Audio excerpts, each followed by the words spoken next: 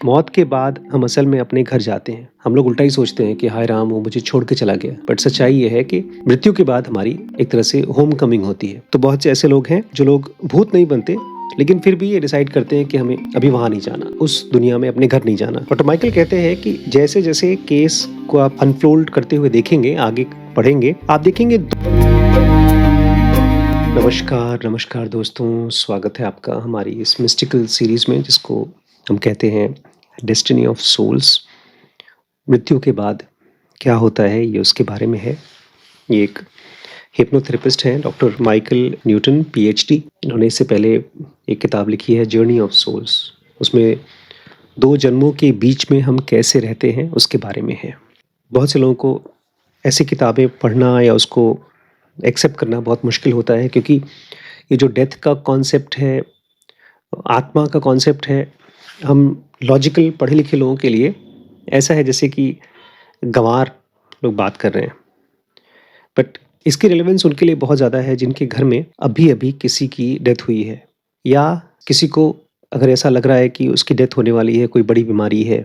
लेकिन एक और ग्रुप है, खाली दुखी लोग नहीं है। अगर कोई बहुत क्यूरियस लोग हैं जो इस कॉन्सेप्ट को स्टडी करना चाहते हैं कि मौत के बाद हमारा क्या होगा, हम किस रूप में रहेंगे, तो ये एक अच्छा हाइपोथेसिस हो सकता है। मैंने इसको जब पढ़ना शुरू किया था तो ऐसे ही पढ़ना शुरू किया कि देखते हैं क्या स्टोरी है। डॉक्टर माइकल न्यूटन ने ढेर सारे लोगों को हिप्नोटाइज किया है, उनको पास्ट में लेकर गए हैं, और 2 जन्मों में उन्होंने जो कुछ भी जिया है उस डीप स्टेट ऑफ हिप्नोसिस में से, मेमोरी में से निकाल निकाल के शेयर किया है। अब हम इसके 3rd चैप्टर पे हैं, और ये चैप्टर थोड़ा सा और अजीब है क्योंकि ये अर्थली स्पिरिट्स के बारे में है, जिसको आमतौर पे हम लोग भूत प्रेत कहते हैं। तो इसके अलावा भी और कैटेगरीज भी होती हैं, सबके सब भूत ही नहीं होते। आज केस नंबर 16 पढ़ेंगे। इसको डॉक्टर माइकल न्यूटन कहते हैं सेक्लूटेड सोल या तो डाइवर्जेंट सोल। कुछ हम में से ऐसे लोग होते हैं जो मरने के बाद में ये डिसाइड करते हैं कि हमको नहीं जाना है, हमको आगे की यात्रा नहीं करनी है। मरने के बाद हम जब जाते हैं एस्ट्रल प्लेन में या मॉलिक्यूलर प्लेन में, तो वो एक तरह का बहुत ही डीप स्टेट होता है, परफेक्ट स्टेट होता है, बिना बॉडी का स्टेट होता है, और ओमनी पोटेंट होता है। उसमें आपके अपने पास्ट जितने भी जन्म आपने जिए हैं वो सब आप देख सकते हैं, जी सकते हैं। उसकी कल्पना करना भी अभी इम्पॉसिबल है, क्योंकि ये जो स्टेट है जिसमें फिजिकल बॉडी के साथ हम हैं, ये ऐसा है जैसे कि आप एक एक शब्द पढ़ रहे हैं, एक किताब में से एक एक शब्द, एक एक अक्षर, एक के बाद एक। लेकिन अचानक से आपको कोई किताब एक एक्सपीरियंस के फॉर्म में दिखा दी जाए, जहाँ पर आप एक साथ 10 लोगों को देख रहे हैं, उनके साथ बात कर रहे हैं। वो अलग कहानी होगी, वो अलग एक्सपीरियंस होगा। और अगर आप उन्हीं 10 लोगों के बारे में पढ़ रहे हैं, एक एक शब्द, एक एक शब्द, एक एक शब्द, तो अलग एक्सपीरियंस होगा। तो वो स्टेट एक परफेक्ट स्टेट है। और अगर आपका स्पिरिचुअलिटी में इंटरेस्ट और फोकस बढ़ पाया, तो आप वही चीज़ जीते जी भी जी सकते हो, मतलब एक्सपीरियंस कर सकते हो बिना बॉडी का स्टेट। तो यही उम्मीद मैं करता हूँ कि आप इन सारे वीडियोस की जो सीरीज़ चल रही है उसको देख करके आपके मन में क्यूरियोसिटी बढ़ती जाए कि अपने टाइम में ज़्यादा से ज़्यादा समय आप माइंड को काम होने में बिताएं, और इस क्वेश्चन के साथ रखें कि डेथ क्या है।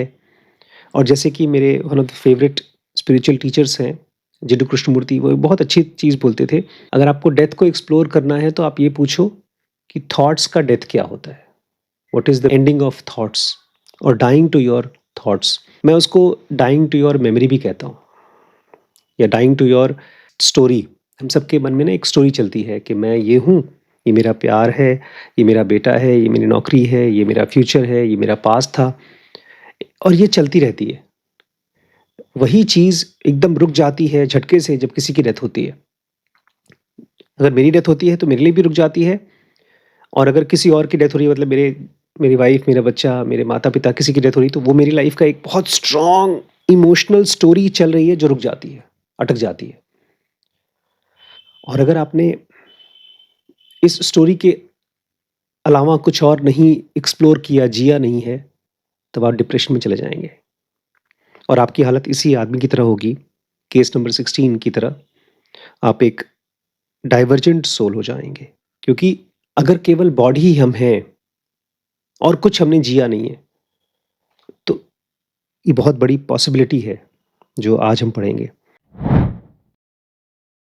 डॉक्टर माइकल न्यूटन जिस इंसान से बात कर रहे हैं, वो बहुत ही एडवांस्ड सोल है और वो उन लोगों के बारे में बता रहा है, जो लोग भूत नहीं बनते, लेकिन फिर भी वो लोग अपने घर नहीं जाते।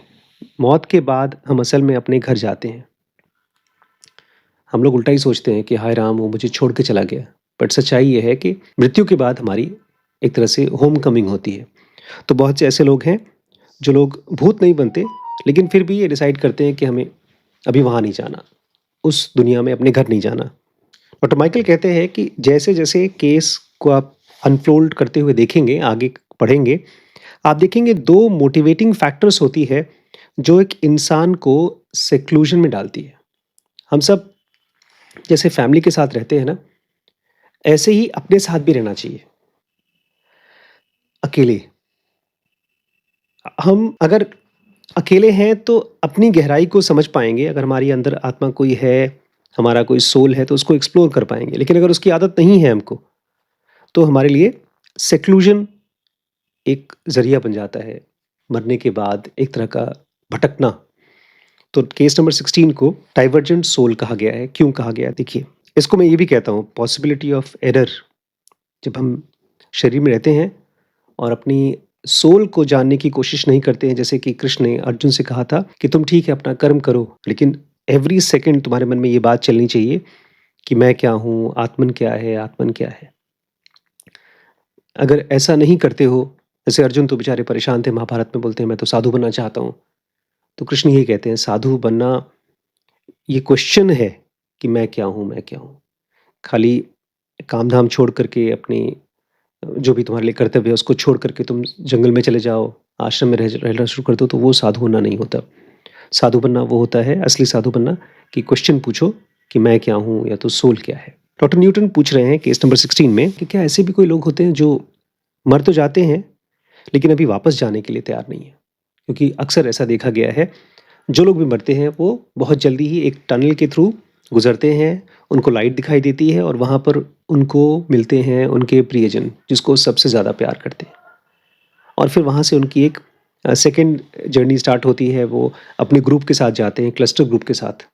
और फिर वहाँ से वो काफ़ी समय तक अपनी ट्रेनिंग करते हैं और फिर नेक्स्ट बॉडी का स्टेट आता है। ऐसे एक साइकिल चलता है। इसलिए कृष्ण कहते हैं जो शरीर छोड़ता है, उसके बाद उसको शरीर पकड़ना ही पड़ेगा और जो शरीर पकड़ता है उसको छोड़ना ही पड़ेगा। ये एक साइकिल चलेगा जैसे दिन और रात है। लेकिन जो इस चीज़ को नहीं जानते, वो बेचारे कन्फ्यूज़ हो जाते हैं। उनको लगता है नहीं शरीर ही मैं हूँ, अब क्या? डॉक्टर माइकल पूछ रहे हैं क्या ऐसे भी लोग हैं जो मरने के बाद भी वापस स्पिरिट वर्ल्ड नहीं जाना चाहते? तो ये आदमी कहते हैं हाँ, हाँ, कुछ लोग हैं जो अपनी बॉडी को तो छोड़ देते हैं, लेकिन फिर भी वो धरती नहीं छोड़ना चाहते। डॉक्टर माइकल का यही अंदाज़ा है जैसे सबका होगा कि जो लोग भी अपना शरीर छोड़ चुके हैं और उस दुनिया में नहीं जाना चाहते, तो वो तो सब घोस्ट होंगे, भूत-प्रेत होंगे। अब ये बड़े अजीब टाइप के लोग होते हैं। कहते हैं अगर किसी की इच्छा है भूत बनने की, घोस्ट बनने की तो बन सकते हैं। लेकिन ज़्यादातर लोगों की इच्छा नहीं होती भूत बनने की। कुछ लोग ऐसे होते हैं जो मरने के बाद किसी के कॉन्टैक्ट में नहीं आना चाहते। ऑटोमेटिकली बोलते हैं और उनका स्पिरिचुअल एनर्जी मरने के बाद उनको घर नहीं ले जाता, उस दुनिया में नहीं ले जाता। यहाँ पर मैं एक बात को फिर से रिपीट करूँगा और मैं चाहूँगा एक नया कॉन्सेप्ट अपने दिमाग में रखें, क्योंकि इसको हम लोग रोज़ जीते हैं। एक हमारा ये बॉडी और माइंड है, जो दिन के समय जो भी चीज़ जी रहे हैं उसको जोड़ता है। हम खुश हैं, दुखी हैं, एक्साइटेड हैं, एम्बिशियस हैं, होपफुल हैं, इस दिन में जो भी हो रहा है उसके लिए। एक ये हमारा सेल्फ है। लेकिन एक हमारा सेल्फ है जब हम सोते हैं और सपने की दुनिया में जाते हैं, वो हमारा स्पिरिचुअल सेल्फ है। जितने भी स्पिरिचुअल टीचर्स हुए हैं, ग्रेट मास्टर्स हुए हैं, वो यही कहते हैं कि इन दोनों का जब एक होता है तो ये बहुत बड़ी घटना होती है। मरने के बाद वो स्पिरिचुअल सेल्फ जो हम सपना देखने वाला सेल्फ है, वो तो एक्टिव हो जाता है, बट ये वाला माइंड, ये जो फिजिकल बॉडी वाला माइंड है, ये खत्म हो जाता है। ये जो स्पिरिचुअल सेल्फ है, जो हम सपने की दुनिया में अपने आप को एक्सपीरियंस करते हैं, वो असल में हमारा वो हिस्सा है जो कभी भी उस प्लेन को छोड़ता ही नहीं, एस्ट्रल प्लेन को छोड़ता ही नहीं। देखिए, जब हम सोते हैं और गहरा मतलब एक एक एक्सपीरियंस लेते हैं, तो उसमें सपना देखते हैं, बहुत बार डार्कनेस होता है, पूरी रात कोई सपना नहीं आता, और बहुत बार ऐसा होता है कि बस रैंडम सपने आते हैं। लेकिन कभी-कभी ऐसा होता है कि रेयर इनसाइटफुल सपने भी आते हैं, जैसा मेरे साथ हुआ था। बहुत कम लोगों को होता है, लेकिन फिर भी होता है। तो जो इनसाइट आते हैं, डीप इनसाइट्स आते हैं, बहुत से लोगों को अपने काम के बारे में इनसाइट्स आते हैं। अभी आजकल मैं एक बुक पढ़ रहा हूँ, इसका नाम है स्लो प्रोडक्टिविटी। उसमें बड़े-बड़े साइंटिस्ट का नाम बताते हैं कि वो किसी क्वेश्चन के ऊपर कई सालों से काम कर रहे हैं, तो उनको सपने के दौरान उसके बारे में इनसाइट्स आए। बहुत से राइटर्स को अपनी राइटिंग अनकॉन्शियस से आई, सपने से आई। बट ये वो क्या है, सपना क्या है? वो हमारा कॉन्टैक्ट है विथ आवर स्पिरिचुअल सेल्फ। वो कभी भी उस दुनिया को छोड़ता नहीं है। देखो, जब हम ये दुनिया और वो दुनिया बोलते हैं, तो इन दोनों के बीच में एक बड़ा वॉल है, मेमोरी का वॉल। यहाँ पर जो भी हम जी रहे हैं, वो सब मेमोरी के साथ कनेक्टेड है। इसलिए हम बोलते हैं कि कल हम वहाँ गए थे, परसों हमने वो खाया था, हम तो इसको जानते हैं। लेकिन जैसे ही हम सो जाते हैं, ये दुनिया की मेमोरी उस दुनिया की मेमोरी से कट जाता है। और चूंकि जगने के बाद उसको हम रिकॉल नहीं कर पाते, सपने की दुनिया की मेमोरी को, तो हम उसको झूठ मानना शुरू कर देते हैं। बट वो है, और वो हमेशा रहता है। जो भी इंसान भूत भी बन जाता है, फिर भी उसका एक पार्ट वहां पर है। एक तरह से मैं चाहता हूं आप इस चीज को ऐसे देखें कि आपके दो बॉडीज हैं, एक फिजिकल बॉडी और एक एस्ट्रल बॉडी, या तो एक फिजिकल बॉडी और एक स्पिरिचुअल बॉडी कह सकते हैं। डॉक्टर माइकल ने इस चीज को बहुत रिसेंटली बताना शुरू किया है, बहुत धीरे धीरे, कि हम सबके दो शरीर होते हैं, एक फिजिकल बॉडी और एक स्पिरिचुअल बॉडी। और जब मरने के बाद भी हम यहीं भटकते रहते हैं, तो फिजिकल बॉडी तो गई, फिर क्या भटकती है? स्पिरिचुअल बॉडी नहीं भटकती। वो एक ऐसा शेल टाइप की कोई चीज है, ऐसा हमारा पार्ट है जो यही है, जो हम हैं। देखिए, बड़ा मुश्किल कॉन्सेप्ट है, क्योंकि इंसान एक सिंपल बीइंग नहीं है। बहुत मल्टीपल चीजों का अमेलगमेशन है वो। बॉडी समझ में आती है, लेकिन माइंड का मल्टीपल लेयर्स हैं। भूत कौन बनता है, मरने के बाद हमारा क्या होता है, कब तक हम भटकते रहते हैं, यही क्वेश्चन पूछ रहे हैं। मुझे पता नहीं कि आप इस क्वेश्चन को मेरे साथ एक्सप्लोर करना चाहती हैं कि नहीं, बिकॉज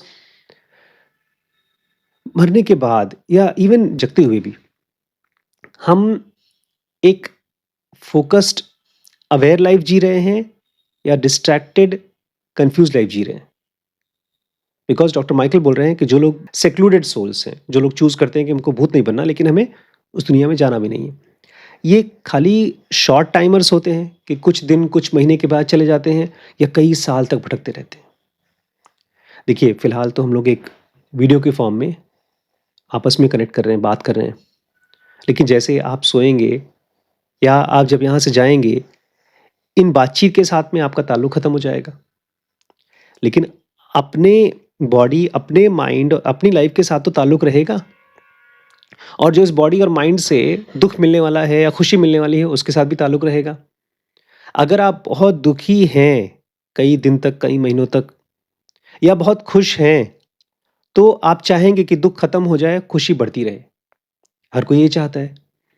लेकिन ज्यादातर लोग मरने के बाद, अगर वो बहुत स्पिरिचुअली इवॉल्व नहीं है, तो भटकते रहते हैं, सेक्लूडेड सोल्स। ये डरने की चीज नहीं है, क्यूरियोसिटी की चीज है। क्योंकि ऐसा है जैसे कि हम अपने दिन में ना, जब भी कुछ कर रहे हैं, किसी से मिल रहे हैं, बातचीत कर रहे हैं, तो हमारी एक यात्रा चल रही है, एक जर्नी चल रही है। कोई आदमी गाड़ी में बैठता है, कहीं जाता है। अब वो कहीं जाता है तो उसके पास एक डेस्टिनेशन है। अगर बिना डेस्टिनेशन की गाड़ी चला रहा है तो कहीं पहुंचता नहीं है। तो एक आदमी जब मर जाता है तो उसके पास कोई डेस्टिनेशन नहीं था। उसकी डेस्टिनेशन क्या थी? बस खाली खाना खाना है, परिवार के साथ रहना है, मौज-मस्ती करना है बस। इसलिए वो मरने के बाद उसके पास कोई गोल नहीं है, कोई फ़ोकस नहीं है सेल्फ का। इसलिए कृष्ण जैसे लोग क्या बोलते हैं? जीते जी तुम्हारा फ़ोकस ये होना चाहिए कि मैं सेल्फ कौन हूँ, मैं कौन हूँ, मैं कौन हूँ? डॉक्टर माइकल पूछ रहे हैं, जो लोग सेक्लूडेड सोल्स होते हैं, वो कुछ ही दिनों के लिए होते हैं, कई महीनों, कई सालों तक भटकते रहते हैं, बिना किसी गोल के। यहाँ पर 2 अलग-अलग टाइप के लोगों की बात हो रही है, बहुत अलग-अलग। बहुत रेयर ऐसे लोग होते हैं जो फिज़िकली मर गए और धरती छोड़ के जाना नहीं चाहते हैं और चाहते हैं फटाफट मुझे बॉडी मिल जाए और मैं नेक्स्ट लाइफ़ जीना शुरू कर दूँ। उनको कह रहे हैं, they are the front line warriors on earth. वो धरती के योद्धा हैं। अभी इनके बारे में आगे बात होगी। बट ज़्यादातर लोग वो चाहते हैं मरने के बाद कुछ रेस्ट करें, आराम करें, नई बॉडी पकड़ने के लिए। तो ज़्यादातर लोग वो हैं, जैसे हम और आप उसी में आते हैं। मुझे लगता है कि हम जब फिज़िकल बॉडी में होते हैं, तो बार-बार जितनी भी स्क्रिप्चर्स हैं, उन्होंने एक तरह से खराब तरीके से बोला है, सेंसेस को, सेंसेशंस को, कि आदमी केवल इंद्रियों के लिए नहीं जीना चाहिए, प्लेज़र के लिए नहीं जीना चाहिए, क्योंकि उससे डिस्ट्रैक्शन होता है। डॉक्टर माइकल पूछते हैं, एक आदमी मर गया है, वो बेचारा भटक रहा है और उसको जाना चाहिए, आराम करना चाहिए वहाँ पर बिना बॉडी के, फिर भी वो यहाँ पर भटक रहा है। तो क्या कुछ गाइड्स या जो गुरुज़ होते हैं, वो आकर हेल्प नहीं करते, जैसे हमने इससे पहले पढ़ा है? नहीं करते, क्योंकि इस नेचर में ना, फिज़िकल वर्ल्ड में जो सबसे खराब चीज़ और सबसे मतलब अच्छी लगने वाली चीज़ है, फ्री विल। कोई भी चीज़ फ़ोर्स नहीं की जाती। जैसे हम लोग आपस में रहते हैं ना, फिज़िकल वर्ल्ड में भी हम फ़ोर्स करना चाहें तो फ़ोर्स नहीं कर सकते। 24 घंटे हम किसी को फ़ोर्स नहीं कर सकते। वो आदमी अगर अपना नुकसान भी करना चाहे तो कर सकता है। ऐसे ही जब वो मर चुका है और उसकी बॉडी ख़त्म हो चुकी है और उसका एक पार्ट है जो यहीं रहना चाहता है, वो नहीं जाना चाहता, सफ़र कर रहा है, फिर भी आप उसको फ़ोर्स नहीं कर सकते। मतलब कोई फ़ोर्स नहीं कर सकता नेचर में। कुछ ऐसा चक्कर है कि एक एक बीइंग को फ़ायदा दिखाई देना चाहिए कहीं जाने का। हम मर गए, तो हमें दिखना चाहिए कि हाँ, फिज़िकल वर्ल्ड को, परिवार को छोड़ करके जब हम वहाँ जाएँगे, हमारा फ़ायदा होगा, तभी वो जर्नी स्टार्ट होती है। अगर एक वाइफ़ अपने पति को प्यार करती है, उसको लगता है नहीं यही यही मेरा फ़ायदा है, तो वो वहीं रहेगी। अपने बेटे को प्यार करती है तो बेटे के पास ही रहेगी। नेचर उसको फ़ोर्स नहीं करेगा कि जाओ तुम फटाफट अपनी स्पिरिचुअल यात्रा को आगे बढ़ो। वो प्यार चाहे कन्फ्यूज़न की हद तक हो, तब भी वो वही काम करेगा। जैसे नेचर के फ़ोर्सेस हैं, ठंडक, ठंडक की तरह काम करेगी, गर्मी चीज़ों को जलाएगी। ऐसे ही प्यार आपको जिस चीज़ से भी आपको प्यार है, लगाव है, अटैचमेंट है, वो वही आपसे करवाएगा काम। एक तो ये हो गया जो धरती छोड़ के नहीं जाना चाहते, लेकिन एक और ग्रुप है, जो मरने के बाद जब उस दुनिया में जाते हैं तो उनको धरती पर आना ही नहीं है। सुनने में अच्छा लगेगा, चलो बिना बॉडी के आराम से वहाँ रह रहे हैं। लेकिन वो भी दिन के बाद चाहिए रात और रात के बाद चाहिए दिन। वो भी फ्लो रुकना नहीं चाहिए। अगर कोई रुक रहा है तो एबनॉर्मल है, अननेचुरल है। इस दुनिया को समझने के लिए हमारे पास केवल एक आँख नहीं है, 3 आँखें हैं और वो तीनों आँखें कन्फ्यूज़्ड आँखें हैं, कॉकाइड हैं। डबल विज़न होता है ना? कोई आदमी शराब पी ले तो उसको 2-2 दिखाई देता है। ऐसे ही हमको भी इस दुनिया में जब चीज़ें दिखती हैं, तो एक आँख है बुद्धि की, समझ की। वो तो चीज़ों को देखती है और उसकी गहराई में समझना चाहती है। एक आँख है इमोशंस की, भाव की। उसको जो चीज़ अच्छी लगती है उसके हिसाब से वही अच्छी है। और तीसरी आँख है हमारा बॉडी की या तो रिफ्लेक्स की, हैबिट्स की। उसके लिए अच्छा-बुरा कुछ नहीं भैया। जो चीज़ उसको चाहिए वो चाहिए चाहे कितना भी बुरा हो। अब एक आदमी जब मर गया, तो उसके पूरे लाइफ़ में उसने कौन-सी आँख से देखा है दुनिया को और कौन-सी आँख से देखी हुई चीज़ को अपना समझ माना है, वही उसके बाद उसकी यात्रा होगी। एक आदमी अपने शहर से कहीं घूमने जाता है और वहाँ जाकर के उसने शराब खाने में उसको शराब की आदत है, तो वहाँ भी जाकर शराब की आदत को फॉलो करेगा, शराब पिएगा। एक आदमी है जो नेचर को बहुत प्यार करता है, तो नेचर के पास रहेगा। एक आदमी है जो फूडी है, उसको वॉक करना पसंद है, तो जाकर के अच्छे-अच्छे होटल खोजेगा, नेचर के स्पॉट्स खोजेगा जहाँ वॉक कर सकता है। मरने के बाद हमारी यात्रा उतनी ही गहरी होगी जितना जीते जी थी, उससे न कम, ना उससे ज़्यादा। इसलिए कोई भी चीज़ को ये नहीं मान के चलना चाहिए कि हो जाएगा, भगवान देख लेंगे। अपनी समझ के लिए, मतलब ये 3 आँखों की जब मैं बात कर रहा हूँ, तो इसमें से सबसे अच्छी आँख, सबसे समझदार आँख हमारी बुद्धि की है, क्यूरियोसिटी की है। उसकी ही बातों को इकट्ठा करना चाहिए, बाकी दोनों आँखों को पहचानना चाहिए, इमोशंस की और हैबिट्स की। उनसे बचना चाहिए। क्योंकि 2 लोगों के बारे में यहाँ पर बात हो रही है। कुछ लोग हैं जो मरने के बाद शरीर नहीं छोड़ना चाहते, मतलब इस दुनिया को नहीं छोड़ना चाहते, और कुछ लोग हैं जो इस दुनिया को छोड़ने के बाद जब जाते हैं तो वापस नहीं आना चाहते। ये दोनों ही कन्फ्यूज़्ड हैं। तो माइकल बोलते हैं ये दोनों ही सोल्स भूत नहीं हैं और किसी से कनेक्ट नहीं करना चाहते, तो मैं क्या कहूँ इनको? क्या बुलाऊँ? डिस्टर्ब्ड? कि मैं डिस्टर्ब्ड हूँ, मुझे किसी से नहीं मिलना। ये भी बड़ी अजीब चीज़ है। अगर हम दिन में अगर अपनी लाइफ जी रहे हैं फिजिकल बॉडी के साथ और किसी से नहीं मिलना चाहते, अकेले रहना चाहते हैं, तो भी नेचुरल नहीं मानी जाती बात। अनलेस एंड अनटिल आप बहुत गहरी समाधि में जा रहे हैं। आप अगर अपने आप को नुकसान पहुंचाना चाहते हैं, तो क्या पुकारूं? ये इंपॉर्टेंट है, क्योंकि हो सकता है आपकी लाइफ वैसी ही हो जैसी ये बात कर रहे हैं। ये आदमी कहता है आपको पुकारना है तो उनको बोलो डाइवर्जेंट, उनका नाम रखो डाइवर्जेंट सोल्स। उनकी ज़िंदगी ऐसी आप कह सकते हैं जैसे कोई चीज़ वो करना चाहते थे लेकिन आधी अधूरी हो गई, अनफिनिश्ड, ट्रॉमेटिक। वो कोई एक बड़ी खूबसूरत कहानी चल रही थी, उसमें बीच में झटका लग गया। या तो ओवरवेलमिंग, कोई ऐसी चीज़ उनके साथ हो गई जो उनके लिए बर्दाश्त के लायक नहीं थी, इसलिए वो अब वहीं गोल-गोल घूम रहे हैं, उसी कहानी के आसपास। वो लोग लेट गो करने के लिए अनविलिंग हैं।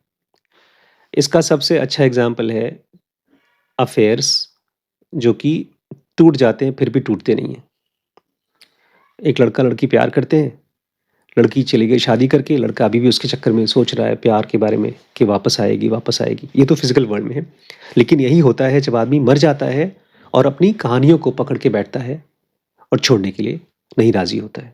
और ये लोग ऐसे हैं जो दुख के मारे इतने दुखी हैं कि मरने के बाद जो उनके गाइड्स आते हैं, मास्टर्स आते हैं, उनसे बात ही नहीं करते। लोग दुखी हैं, कंप्लेन से भरे हुए हैं।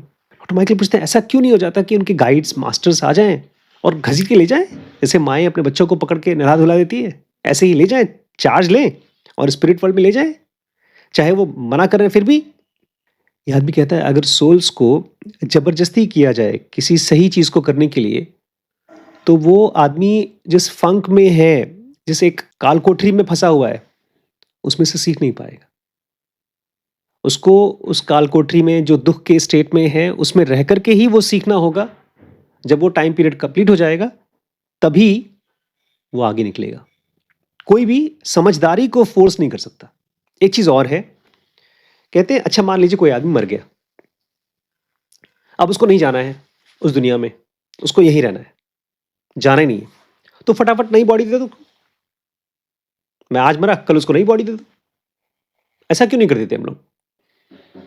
कितना इजी रहेगा। आज मरा, कल नई बॉडी दे दो उसको, उसको नहीं जाना है तो मत जाए। कहते तुम देख नहीं पा रहे हो, एक छोटा सा बच्चे के बॉडी में एक बहुत ही डिस्टर्ब्ड सोल जाएगा तो क्या होगा उसका, कितना अनफेयर होगा उसके लिए। जो भी एक सोल कर रहा है फिजिकल वर्ल्ड में, ये उसका अधिकार है। और कुछ समय बाद वो बोलेगा कि ठीक है, मुझे असिस्टेंस चाहिए, मुझे नया स्टेप आगे फॉलो करना है, नई बॉडी के लिए क्या करना है बताओ। उनको ये चीज़ एहसास करना होगा कि वो अकेले प्रोग्रेस नहीं कर सकते। अगर किसी को जस्ट ऐसे ही नई बॉडी दे दी बिना समझ के आए, तो उससे उनको हेल्प नहीं होगी। इसलिए मुझे लगता है ना, हर एक रोड पर, हर एक स्टेप में समझ कितनी बड़ी चीज़ है। और समझ केवल जो मन में बात आ रही वो नहीं है, या जो मैं चाहता हूं वही नहीं है। समझ कोई बहुत मिस्टिकल चीज है। इसलिए कृष्णमूर्ति जैसे लोग कहते हैं जो है उसको देखो बजाय जो तुम चाहते हो उसको देखने के। फाइनली पूछते चल ठीक है, जो लोग ये अब भूत नहीं बनना चाहते जो लोग, लेकिन फिर भी धरती को छोड़ना नहीं चाहते, तो जाते कहाँ हैं ये लोग, कहाँ रहते हैं? ये कहीं भी अपनी जगह बना लेते हैं। ये अपनी फिज़िकल लाइफ़ की मेमोरीज़ में से अपनी एक दुनिया बना लेते हैं। कुछ सोल्स ऐसी हैं जो अपने मन में एक गार्डन टाइप की जगह बना लेती हैं और कुछ सोल्स ऐसी होती हैं जिन्होंने दूसरों को नुकसान पहुँचाया है, वो अपने लिए जेल बना लेंगी।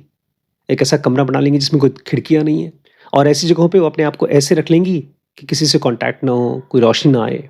देखा जाए तो ये एक तरह से सेल्फ इम्पोज़्ड पनिशमेंट है। अपने आप को ज़बरदस्ती पनिशमेंट दे रहे हैं। हम लोग जीते जी भी तो करते हैं, छोटे बच्चे करते हैं।